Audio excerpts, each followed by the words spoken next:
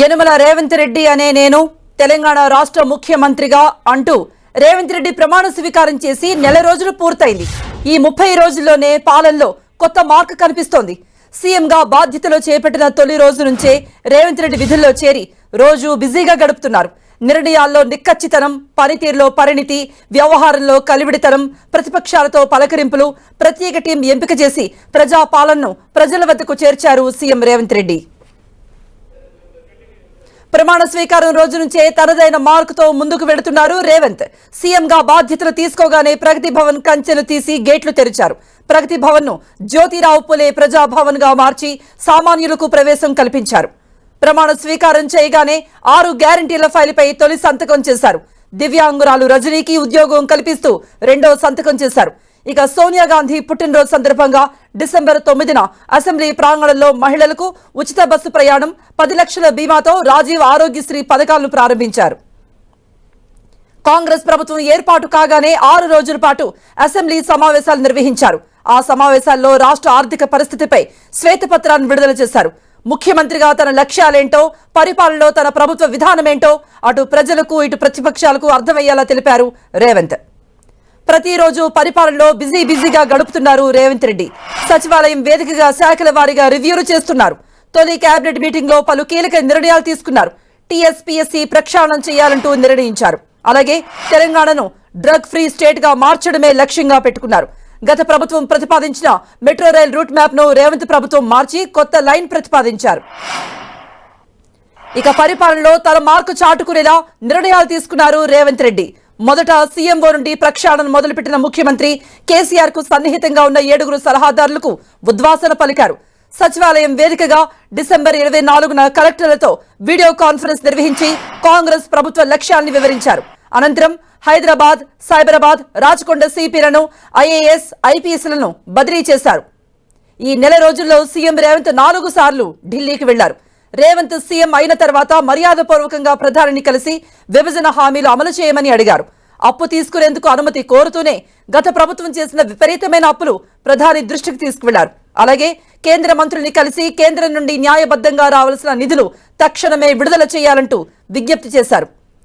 మాజీ సీఎం కేసీఆర్ ఆసుపత్రిలో చేరినప్పుడు సీఎం రేవంత్ రెడ్డి హుందాగా ప్రవర్తించారు. ఆసుపత్రికి వెళ్లి కేసీఆర్ ను పరామర్శించడంతో రేవంత్ గ్రాఫ్ ప్రజల్లో రెట్టింపైంది.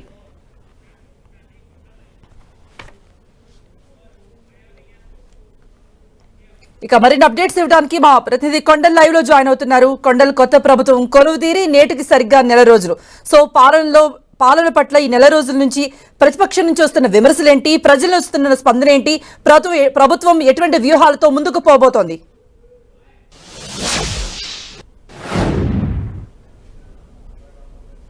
రోజులు ముఖ్యమంత్రిగా పూర్తి చేసుకున్నారు ముఖ్యమంత్రి రేవంత్ రెడ్డి. పార్టీ సారథిగా మార్పు రావాలి, కాంగ్రెస్ రావాలి అంటూ ఎన్నికల ప్రచారంలో ముందుకెళ్లిన, పార్టీని ముందు నడిపించిన రేవంత్ రెడ్డి ముఖ్యమంత్రిగా బాధ్యతలు తీసుకొని నెల రోజులు గడిచింది. ఈ నెల రోజుల్లో ఒక స్పష్టమైన మార్పు దిశగా ఆయన అడుగులు వేస్తున్నట్టుగా మనకు స్పష్టంగా అర్థమవుతుంది. తీసుకున్న ప్రతి నిర్ణయము వేసే తొలి అడుగులో కూడా ఒక స్పష్టమైన మార్పు కనిపిస్తుంది. ప్రభుత్వమే లక్ష్యంగా ప్రజల్లోకి వెళ్తున్న రేవంత్ రెడ్డి ప్రజాపాలన కార్యక్రమానికి తొలిగా శ్రీకారం చుట్టడం అనుకోండి.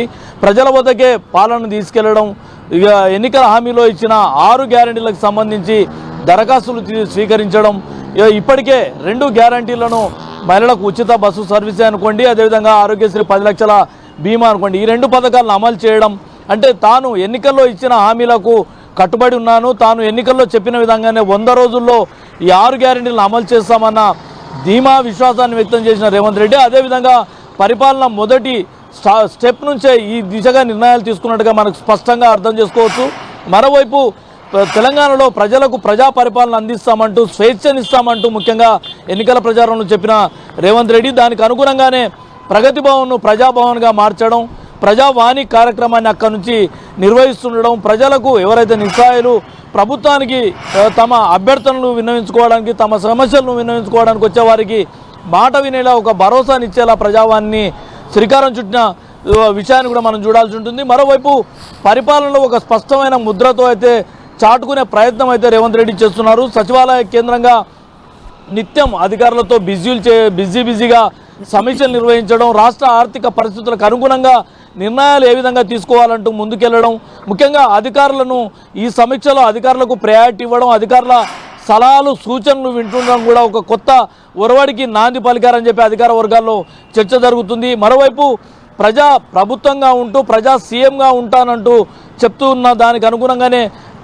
తన కాన్వాయ్ను కూడా ఎక్కడ ప్రజలకు ఇబ్బంది లేకుండా ప్రజల్లోనే వస్తూ ఒక కొత్త ఇండికేషన్ ప్రజలకు ఇచ్చినట్టుగా మనం భావించాల్సి ఉంటుంది. ఏదేమైనప్పుడు తీసుకునే ప్రతి నిర్ణయంలో కూడా చాలా నిక్కచ్చితనంతో ముందుకెళ్తున్నారు. ముఖ్యంగా ఐపీఎస్ ఐఏఎస్ అధికారుల ఎంపికలో చాలా జాగ్రత్తలు తీసుకున్నట్టుగా మనకు స్పష్టంగా అర్థమవుతుంది. గత ప్రభుత్వంలో ఎవరైతే గత మాజీ సీఎంకు సన్నిహితంగా ఉన్నవారే అనుకోండి, వివిధ శాఖల్లో సుదీర్ఘకాలం 9.5 ఏళ్ల పాటు పవర్లో కొనసాగిన అధికారులు కూడా చాలామంది ఉన్నారు. వారందరికీ ఉద్వాసన పలకడం, అదేవిధంగా గత ప్రభుత్వంలో ఎవరైతే నిర్లక్ష్యానికి గురై లూప్ లైన్లో ఉన్న అధికారులకు ప్రయారిటీని ఇస్తూ యంగ్ డైనమిక్ ఆఫీసర్స్కు అవకాశం కల్పించడం, ప్రతిభనే గీటురాయిగా ఒక ఎంపిక చేస్తున్నట్టుగా స్పష్టంగా ఇక్కడ మనం అర్థం చేసుకోవచ్చు. ఏదేమైనప్పుడు కూడా తన ప్రజా పరిపాలన అందిస్తానన్న దానికి అనుగుణంగా తన ముద్ర వేసుకునే దిశగా అడుగులు వేస్తున్నట్టుగా స్పష్టమవుతుంది. తీసుకునే ప్రతి నిర్ణయంలో కూడా ఇదే స్పష్టంగా మనం అర్థం చేసుకోవచ్చు. కృప. ఓకే కొండల్. సో రేవంత్ రెడ్డి తన మార్కు చూపిస్తూ పాలనను సాగిస్తున్నారు. సంక్షేమ పథకాలను అమలు చేస్తాము, 6 గ్యారంటీలను కూడా ఖచ్చితంగా ప్రతి వ్యక్తికి రాష్ట్రంలో ప్రతి వ్యక్తికి అందేలా చూస్తామంటూ హామీ ఇస్తున్నారు సీఎం.